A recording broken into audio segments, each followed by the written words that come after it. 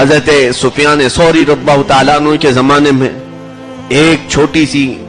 لڑکی، چھوٹی کیا جوان لڑکی کا انتقال ہوا تھا۔ حضرت سفیان ثوری رضی اللہ تعالیٰ عنہ یہ بھی مشہور تابعی ہیں، فرماتے ہیں باپ کی اکلوتی تھی، باپ بہت پیسے والا تھا، ہر اس کی خواہش پوری کرتا تھا، لیکن جوانی میں مر گئی، قبر میں دفن کر دیا گیا۔ یہ بہت رویا۔ حضرت سفیان ثوری کے پاس آ کر کہتا ہے مجھے معلوم نہیں وہ دنیا ہوتی کیسی ہے، قبر کی دنیا کیسی ہوتی ہے، میری بیٹی بہت مجھے عزیز تھی، بہت پیاری تھی، دفن کر کے آنے کے بعد ایک ہی خواہش مجھے ستاتی ہے، کاش میں اس کی قبر کی زندگی کو ایک بار دیکھ لوں، وہ کیسے ہے، کس حالت میں ہے، میں ایک بار اس سے بات کر لوں۔ حضرت سفیان ثوری رضی اللہ تعالیٰ عنہ نے کہا آج رات جاؤ، یہ وظیفہ پڑھو اور اپنی ٹوپی دی یہ پہن کر سو جاؤ۔ وہ بندہ کہتا ہے میں آیا گھر، اس امام کے بتائے ہوئی بات پر عمل کیا، ان کی ٹوپی پہن کر سویا تو فوراً میں نے دیکھا حجابات ہٹ گئے ہیں، میں اپنی بیٹی کی قبر کے پاس کھڑا ہوں اور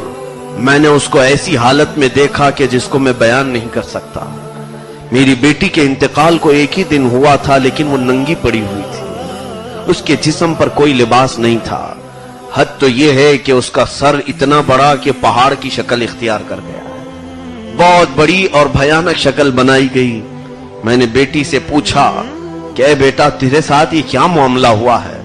وہ زار و قطار چیخنے لگی اور کہنے لگی ابا جان تم نے ہر میری خواہش پوری کی، یہ دیکھو جو میں اپنے بال کھلے رکھ کر باہر گھومتی تھی،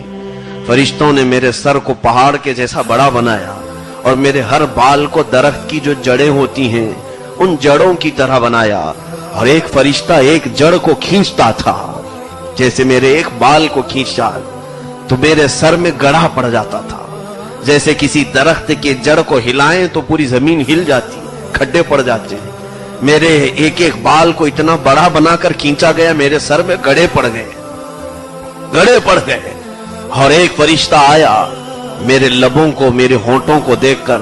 کہ میں رنگ لگایا کرتی تھی، اس کو اس فرشتے نے آگ کی کینچی سے کاٹ دیا۔ آپ دیکھیں کہ صرف میرے دانت دکھ رہے ہیں اور کچھ بھی نہیں دکھ رہا ہے، میرے جسم پر اب ہونٹ نہیں ہے، میرے چہرے پر صرف میرے دانت نظر آ رہے ہیں۔ وہ کہتی جا رہی تھی کہ میرے جسم کو میں نمائش کے لیے تیار کرتی تھی، میں لوگوں کو دکھانے کے لیے زیب و زینت کے لیے تیار کرتی تھی، ابا جان کچھ ایسے فرشتے آئے جنہوں نے میرے کفن کو بھی ہٹا دیا اور مجھے دوزخ کا لباس سب سے پہلے پہنایا گیا، اس دوزخ کے لباس کو پہنتے ہی میرا جسم پیپ کی شکل اختیار کر گیا اور اتنا گلا کہ ایسا لگتا کہ اب کسی گٹر میں ڈال دیا جائے تو میرا جسم بہہ جائے گا، لیکن اچانک ایک فرشتہ پھر آیا اور کہا رب کا حکم ہے کہ اس کا جسم دوبارہ بنایا جائے، اس کو پھر سے دوسری چمڑی پہنائی جائے، یہاں تک کہ مجھے پھر دوسری چمڑی پہنائی گئی۔ یہ عذاب کل کی رات مجھے کئی ہزار مرتبہ دیا گیا ہے،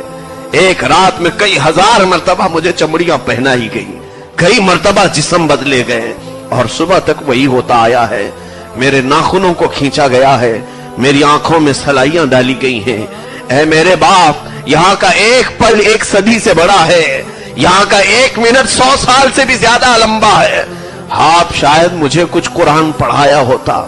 آپ نے کچھ مجھے اللہ اس کے رسول کی باتیں سکھائی ہوتی تو میں ان ملائکہ کو کوئی تو بات کہہ کر کے بچ جاتی۔ یہ بار بار مجھ سے سوال کرتے ہیں اور میرے پاس ان کے سوالوں کا کوئی جواب نہیں ہوتا۔ وہ باپ سنتا رہا یہاں تک کہ جب اس کی نیند بیدار ہوئی تو اس نے دیکھا کہ اس کا جسم پورا ہل رہا ہے۔ عزیزان گرامی، حضرت سفیان ثوری رضی اللہ تعالیٰ عنہ کے دربار میں حاضر ہوا اور کہا میں نے وہ کچھ دیکھا جس کے بعد اب دنیا میں کسی چیز کی لذت باقی نہیں رہ گئی،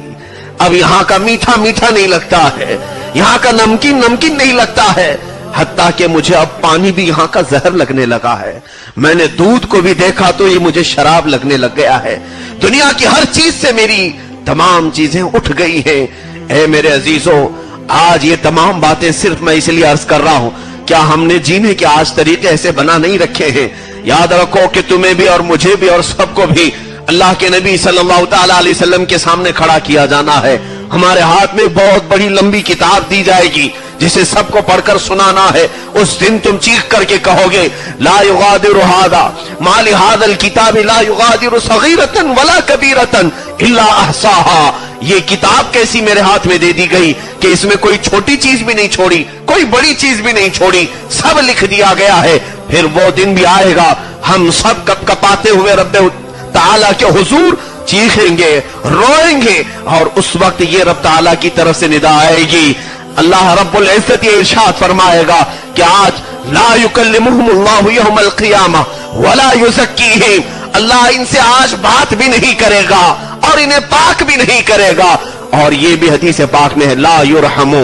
उन पर कोई रहम भी नहीं किया जाएगा, उन पर कोई शफकत नहीं की जाएगी, कोई मेहरबानी नहीं की जाएगी। इसलिए आज वक्त के खत्म होने से पहले हमारे अइम्मा किराम ने बार बार जो हमें तंबीह की है, नसीहतें की है और फरमाया है कि तुम अपने वक्त होते हुए ही अपनी इस्लाह कर लो, अपनी तौबा पर कायम हो जाओ, अपनी नमाजों को सही कर लो इससे पहले कि तुम्हारी नमाज पढ़ दी जाए। तुम अपनी पिछली तमाम गुनाहों की साबका गुनाहों की तलाफियां कर लो। रब ताला बेशुमार खताओं को माफ करने वाला रहीम और करीम और गफ्फार और सत्तार रब है। अल्लाह के हुजूर दुआ है मौला करीम हम सबको कहने सुनने से ज्यादा अमल की तौफीक अता फरमाए। रब्बे जुल जलाल हम सबको कब्र और हश्र के अज़ाबात से महफूज फरमा। हम नहीं जानते हैं रब्बे जुल जलाल कि हमारी रूह किस हाल में कब्ज की जाने वाली है, हम नहीं जानते कि हमारी मौत किस जमीन के खित्ते पर आने वाली है। ऐ रब्बे जुल जलाल हम नहीं जानते किस बीमारी में तू हमें गिरफ्तार करके उठाने वाला है। मौला हम सब नहीं जानते कि कौन सी घड़ी और कौन सा वक्त हमें उठाकर ले जाने वाला है। ऐ रब्बे जुल जलाल हम ये तक नहीं जानते मौत के वक्त हमने जिनको दोस्त समझा वो होंगे भी कि नहीं होंगे। हम ये भी नहीं जानते मौत के वक्त हमारे बच्चे बीवियां